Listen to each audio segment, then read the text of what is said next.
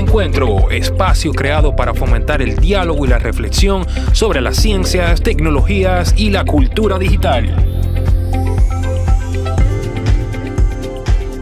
Buenas, bienvenidos. Hoy celebramos con mucho entusiasmo el Día Mundial de la Radioafición, establecido en París el 18 de abril de 1925, cuando radioaficionados de todo el mundo se reunieron por primera vez para establecer los principios y normas de las prácticas de la radioafición. En el Centro Indotel Cultura Digital nos sentimos orgullosos de poder compartir con ustedes en este día tan importante, donde conversaremos sobre los logros y aportes de la radioafición en el mundo de las telecomunicaciones y de la sociedad. Hoy nos acompañan en estos diálogos ya habituales en el Centro Indotel la señora Ana Cristina Martínez, hija del señor Óscar Eberto Martínez Hernández, un reconocido radioaficionado de la capital, el señor Rafael Martínez, miembro del Radio Club Dominicano, y el señor Miguel Peralta, miembro de Loma del Toro DX Club. Estaremos conversando sobre los diversos cambios que ha tenido la radioafición en nuestra República Dominicana, donde lo digital se hace presente en el universo de la radioafición. Buenas, mi nombre es Rafael Martínez, soy radioaficionado H8 Kilo Whisky, soy informático de profesión y tengo en el hobby de la radio unos 38 años aproximadamente. Básicamente el día 18 de abril de cada año se celebra el Día del Radioaficionado mundialmente. Esto se fija a través del nacimiento de la IARU, que empieza en 1925 en la misma fecha, y se fija este día como el Día del Radioaficionado. Mi nombre es Miguel Peralta Corominas, soy licenciado en Administración de Empresa, radioaficionado hace más de 10 años, Hotel India 3 Mike Papa Charlie desde Santiago. Yo me acerco a la radioafición y creo que es importante porque aunque la radioafición tiene toda una historia del 1925, yo obviamente nací hace un par de años nada más, a mí me interesó de pequeño la radioafición, la comunicación. Mi abuelo era radioaficionado y mi tío vivía en México. Mi abuelo vivía en Santiago y la forma de comunicarse, mi tío y mi abuelo, cuando mi tío estudiaba medicina en México, era por radio. Entonces en mi casa siempre hubo un radio, siempre hubo desde un 11 metros, la banda ciudadana, hasta radio 2 metros para comunicación. Recordemos que antes de los celulares, lo que teníamos era las famosas centrales de 2 metros. Y la radioafición me llama y la historia de la radioafición me llama en ese momento. Soy Ana Cristina Martínez Guzmán, de profesión arquitecta, hija de un radioaficionado que inició en los años 50, específicamente en el 1956, cuando aún yo no había nacido, con un permiso, una certificación del presidente de aquel momento, ¿verdad? El dictador Trujillo, pero que había una relación con su padre, el ingeniero Eberto Martínez, que en ese momento era director de la industria del vidrio, y se le permitió tener su certificación para poder trabajar con el radioaficionado. Para nosotros, ser hija del ingeniero Óscar Eberto Martínez Hernández, de profesión ingeniero civil, graduado en la Universidad Autónoma de Santo Domingo, quien nació el 16 de junio del 1931 y falleció el 26 de octubre del 1986, muy joven, con un cáncer de páncreas. Pero nosotros, como hijos de Óscar Martínez, nosotros vivimos el tiempo donde Radio Club estaba abierto los domingos para los niños. Yo siempre vi en mi casa a ese equipo de Radio Transistor y sobre todo nos llamaba mucho la atención la cantidad de personas que visitaban nuestro hogar. Bien.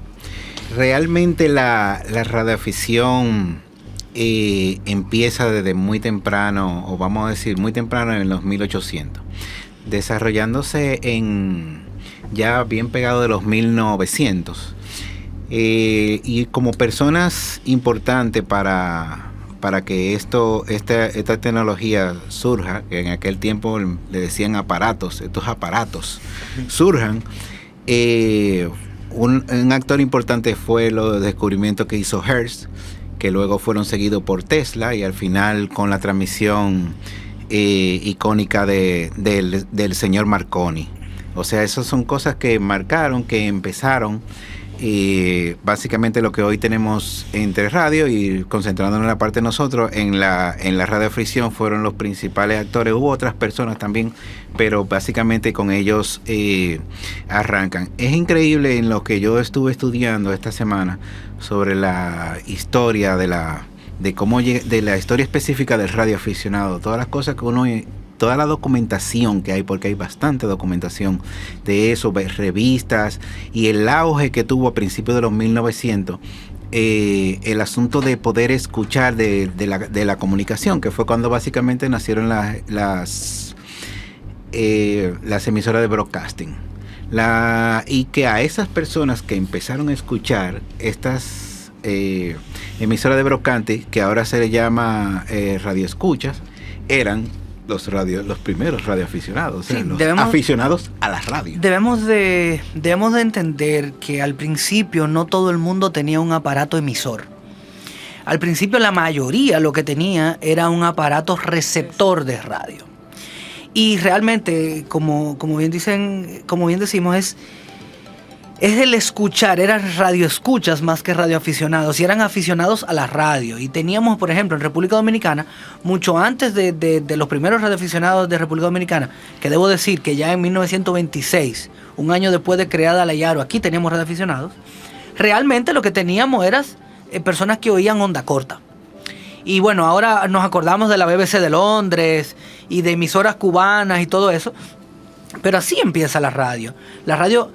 La fonía de las radios realmente comienza en el momento de que en casa nos sentábamos alrededor de aquel radio de tubo viejo, grandote en la sala de la casa, a oír esas estaciones que nos llegaban las noticias, que llegaban programas de radio que eran grandes, que se deben de acordar de todo esto.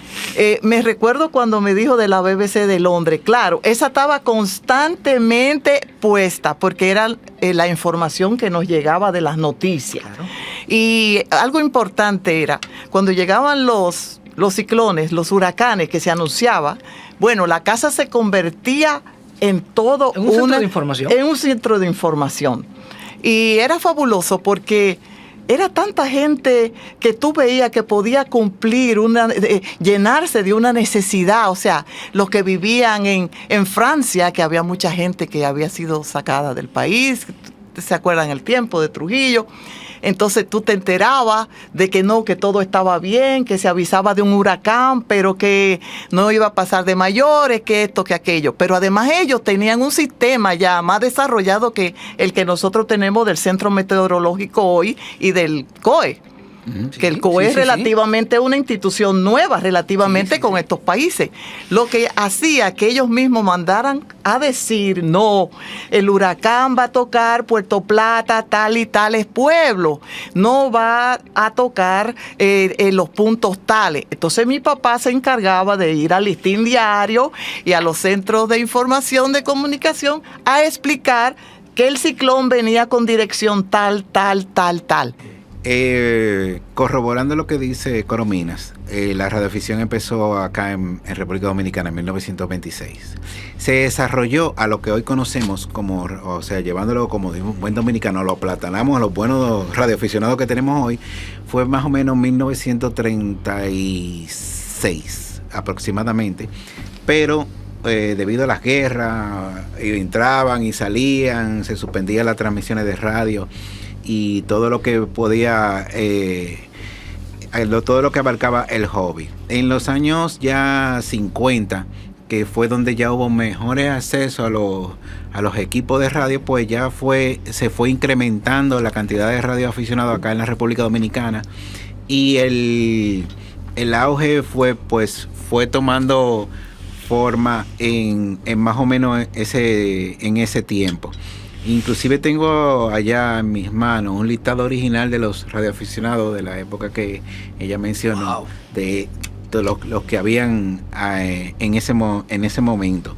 La tecnología inclusive no había cambiado mucho desde el principio de la radioafición, hacia ese momento. Luego que vino ya la época de los radios transitorizados, pues bueno, se fueron implementando diferentes tecnologías dentro de la radio, y es bastante bueno aclarar de que muchas de esas tecnologías que hoy vivimos, que hoy tenemos en la mano, vamos a decir, salieron de la experimentación de los radioaficionados. Claro, cierto. Claro, o sea, hay que estar claro. Señores, había un radioaficionado en el Titanic. Lo que pasa es que no lo pensamos eso. Claro que había un radioaficionado en el Titanic. En todos los buques había un radioaficionado que era el operador de radio en clave Morse. Y la persona en Newfoundland, claro, que recibió el mensaje de la... Y está, y lo pueden incluso buscar en YouTube, porque está el mensaje en clave Morse, en Charlie Wiki, del Titanic cuando chocó con el iceberg. Y está toda la secuencia, claro, en YouTube de todos los barcos alrededor del Titanic cuando recibieron ese mensaje, lo que respondían. Y sí, como bien dice Rafa, o sea, pensamos en el radioaficionado en el momento de crisis, pensamos, pero señores, la radio ha ido de mano con la civilización a partir de los 1800 para acá, final de los 1800 para acá. Donde quiera tenía que haber un radioaficionado. Ahora tenemos nuestros teléfonos inteligentes y todo eso. Pero vamos a estar claros, ¿cómo se comunicaba Santiago con Santo Domingo a principios del siglo pasado? Claro, era a base de Charlie Wiki, una antena o una línea directa, pero eso no es radioaficionado. Un dato importante, Coromina, que sucedió fue que esa comunicación vino un equipo de Estados Unidos a instalarla antes de que surgieran las emisoras de broadcasting, que luego pasó a lo que hoy es el Indotel. Tuvo su nombre en su momento. Telecom, Indotel. Sí, claro. Y se creó primero esa radio telecomunicación, sí, interna. Luego surgieron las emisoras de lo que llamamos broadcasting en 1926, como mencioné ahorita, que de hecho la persona clave de ese momento fue Frank Hampton, y que de ahí es que viene la sigla HI para la República Dominicana, que se designaron en una convención que hubo para ese tiempo. Que de hecho en las revistas que yo consulté de esa época, República Dominicana aparece entre los primeros países que tuvieron la oportunidad porque fue un hobby, fue un boom increíble. Cuando tú buscas la cantidad de emisoras que había en esa época, entre los años 1910, donde se creó el primer radio club en Australia, de ahí en adelante tú buscas los listados y tú ves la cantidad de países que estaban amarrados ya a ese hobby, a esos aparatos, como yo decía en ese momento. A esos aparatos. Y fue un boom increíble. Sí, es cierto. Por eso yo dije desde el principio que el hobby de mi padre se dedicaba entre radioaficionados, pero la navegación era obligatorio. La navegación no se mueve más que por radioaficionados, o sea, no por equipos de radios transistores. Y eso mismo era lo que tenían ellos. O sea, habían aparatos de menos calidad, como es lógico, pero habían aparatos de una calidad que podían coger Japón, China, porque nosotros, esa era la disputa en ese momento, porque ahora tú hablas todos esos idiomas. Hay personas que en las escuelas de mi hijo están enseñando los idiomas. Pero ¿qué pasa? Que nosotros, cuando se entraban los chinos, ya se formaba tenían que hablar en inglés obligatoriamente para poder llegar hasta nosotros. Que es una mística que nosotros tenemos, lo de hablar inglés, porque increíblemente un japonés te habla más fácil el español que el inglés. Y te contestan en español. Sí, ahora sí. Y lo aprenden muy rápido. Una cosa importante para nosotros los hijos, los domingos era obligatorio el Radio Club. Obligatorio. Eso era una fiesta que comenzaba desde las 11 de la mañana y terminaba como a las 4. Y ahí teníamos seguro, los refrescos, habían refrescos, pudines, y los hijos estaban ahí mientras los mayores, nuestros padres, estaban toditos fajados, cada uno en su mesa, transmitiendo, reuniéndose, hablando, lo que lograron, porque había mucha coinonía, mucha amistad, o sea, eran muy amigos. Yo los recuerdo que eran muy amigos, o sea, no era un hobby como para uno solo, era como un hobby de muchos. Sí, era un hobby de muchos. Sigue siendo un hobby de cercanía. De cercanía. Exactamente. Por ejemplo, si mi papá tenía mucha facilidad porque trabajaba para la Exxon Standard Oil, pues traer unos equipos. Entonces Georgito le decía, Oscar, si puedes, tráeme tal cosa. Necesito la bocina de tal nivel o el micrófono tal que salió nuevo. Y así ellos se comunicaban frecuentemente. Sigue siendo, le puedo decir, y contrastando ahora, sigue siendo un hobby de caballeros, más que nada. Y cuando digo caballero no me refiero al hombre, vaya, no. Sino caballeresco. Sí, o sea, sí, es cierto. Yo soy santiaguero y yo vengo a Santo Domingo yo por radio, en una de las redes repetidores digo, bueno, H3 Mike Papa Charlie, portable, llegando a Santo Domingo, y siempre va a haber un radioaficionado pendiente a que yo llegue a la capital, a que yo voy camino a Santiago, a que si estoy en la capital y necesito resolver algo, mira, Miki, yo te resuelvo esto, o sea, sigue siendo ese, no como antes, pero sigue siendo ese enlace caballeresco y donde yo te conozco porque tú eres radioaficionado y tú vas a Santiago a cualquier cosa, mira, Miguel, estoy en Santiago, vamos a comer juntos, y eso se mantiene, se mantiene todavía. Es cierto. Es otra cultura. Oye, el radioficción o la radioficción para transmitir información benigna y fidedigna es muy importante. Yo recuerdo cuando la invasión de Playa Caracoles del equipo de Camaño. El primero que lo supo fue mi padre, porque por radio le avisaron que su yate, el Géminis, estaba en Playa Caracoles. Pero ¿qué pasa? Que el yate de mi papá estaba en La Romana. Él sabía que su yate no estaba en Playa Caracoles.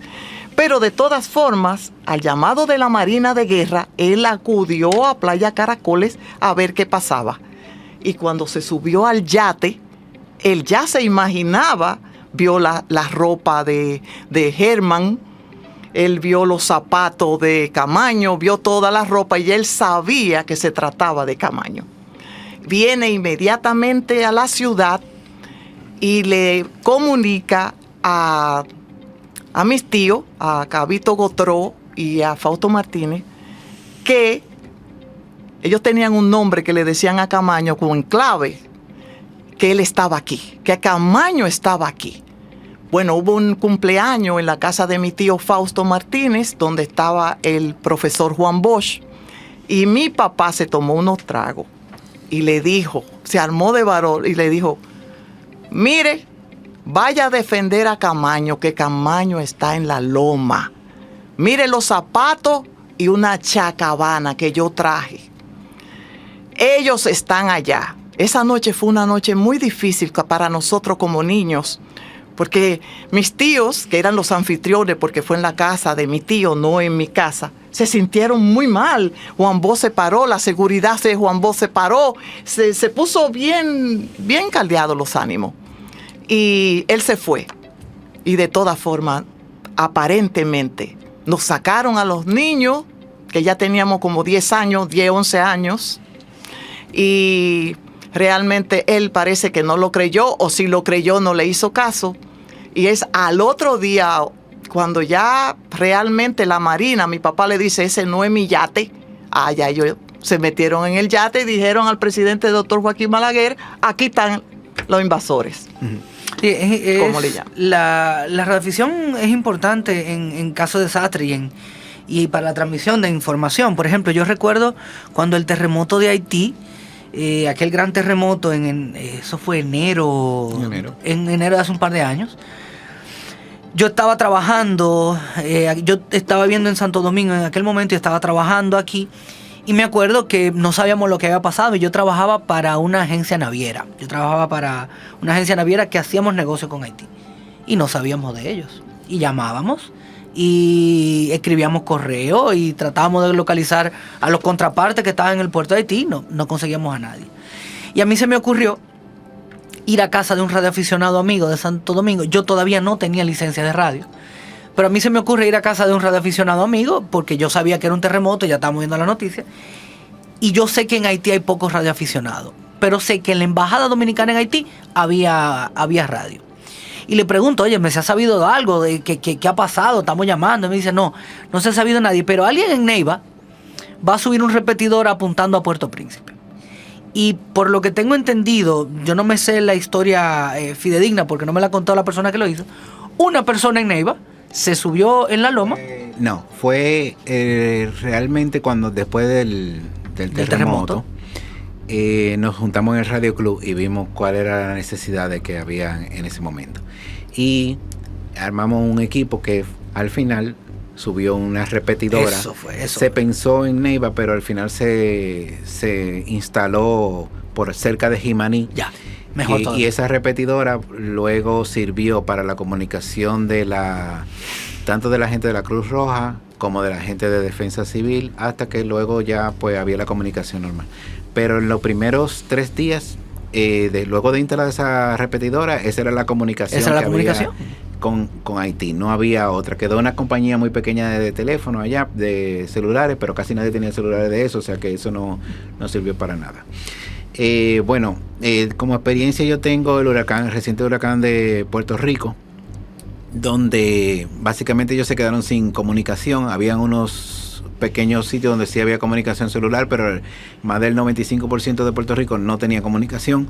Nosotros inmediatamente acá nos organizamos y establecimos un protocolo de el tipo de manejo de información, cómo era lo que íbamos a hacer. Informamos a cada familiar en Estados Unidos, no solo en Estados Unidos, en el mundo entero. Llamamos al mundo entero, Chile, Japón, donde quiera que había un boricua, que nosotros teníamos la información, pues le hacíamos saber a sus familiares por teléfono, capturábamos la información a través de un radioaficionado boricua que nos la pasaba, y por teléfono llamábamos a sus familiares a donde estuvieran y le dábamos la información de que todo estaba bien por allá. Yo tuve el placer de hacer relay en Santiago. El repetidor que se montó cerca de la costa, cerca de Punta Cana, el que está en Higüey, en un momento los boricuas entraban por ese repetidor. Que entran en la noche, a veces, en mediodía más o menos. Y yo tuve el placer de hacer relay. Yo tengo un vecino boricua y su hermano vive en Trujillo, Puerto Rico, y es radioaficionado.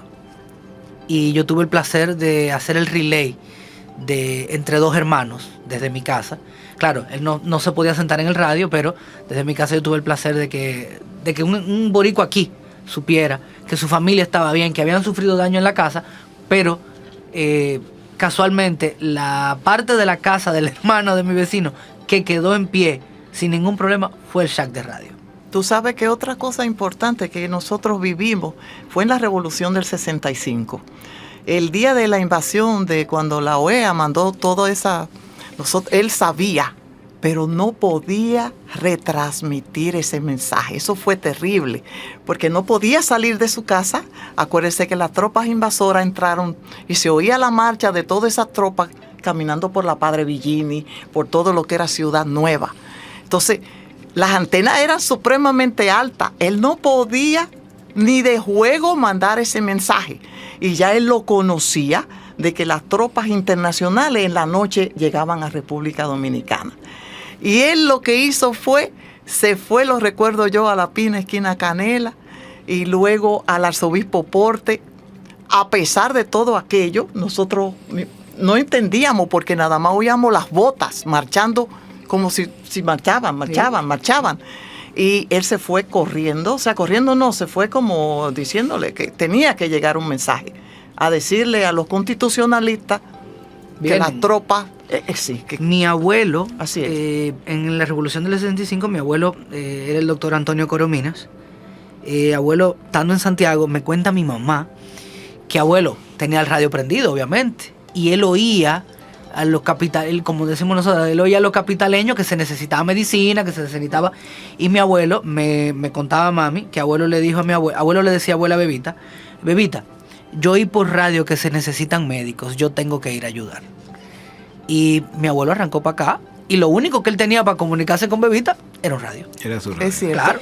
Y bueno, hablamos de la radio y estamos hablando de la revolución y estamos hablando del 25 y del Titanic y todo esto, pero la radioficción sigue. Sigue. Y la radioficción es algo que nunca lo vamos a perder. Es algo que va de la mano con la humanidad en el resto de la humanidad. Por Dios, señores, SpaceX, el cohete que está ahora volando a la Estación Espacial Internacional, SpaceX tiene un operador de radio y los radioaficionados lo oímos. Sí. O sea, la radio no es solamente aquel aparato que hace mucho ruido raro. la radioafición va cambiando con el tiempo y mirando hacia el futuro, la unión entre la radio y la tecnología se ve. Se ve en la mejoría de los radios, se ve en la comunicación que puede llegar por radio y luego pasa por teléfono, como decía Rafa. Los boricuas hablábamos por radio y cogíamos un teléfono luego, o por WhatsApp, o por cualquiera de ellas. Incluso ya tenemos programas, se llaman SDR o Software Defined Radio, donde en mi celular yo puedo oír una frecuencia de radio en cualquier lado del mundo. O sea, la radio, no pensemos que la radio es aquel aparato viejo, sino vamos mejorando. Y si lo quieren ver, nada más tienen que ver que en cada carro hay un radio instalado. Puede no haber un teléfono, pero todos los carros tienen un radio.